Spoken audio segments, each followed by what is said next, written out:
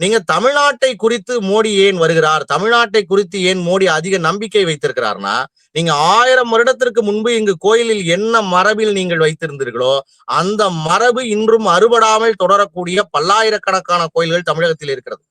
நீங்க என்ன காஷ்மீர்ல அப்ப கோயில் இல்லைன்னு பொருளா, பீகார்ல கோயில் இல்லைன்னு பொருளா, குஜராத்ல கோயில் இல்லைன்னு பொருளா? அல்ல.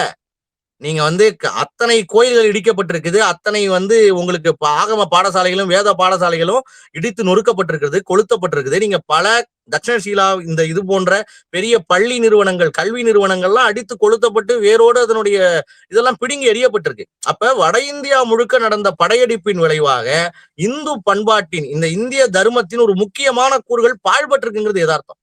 இன்று வேத சாகைகள், வேதத்தின் மிக முக்கியமான தரப்புகள்லாம் இருக்கிறாங்கன்னா அது சவுத் இந்தியால விஜயநகர பேரரசின் எழுச்சிக்கு பிறகு இங்க இருக்கக்கூடிய இந்து மன்னர்களின் பாதுகாப்பின் கீழ் தான் அது நடக்குது. இல்லைன்னா பல விஷயங்கள் கிடைக்காமலே கூட போயிருக்கலாம். பல விஷயம் நீங்க ஒண்ணுமில்லை சார், மதுரையில மதுரை சுல்தான்களுடைய அந்த 100 ஆண்டுகளுக்கு உரியான ஆட்சியை பாருங்க.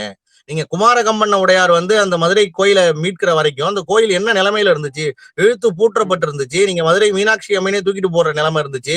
நீங்க ஸ்ரீரங்கத்திலிருந்து பெருமாள் தூக்கி கொண்டு இந்த உற்சவரை தூக்கிட்டு போற நிலைமை இருந்துச்சு. நடராஜர் கோயில் மூடி இருந்துச்சு. மாளிகாவரோட படையெடுத்துல எவ்வளவு பெரிய வீழ்ச்சியை சந்திச்சிருந்துச்சு.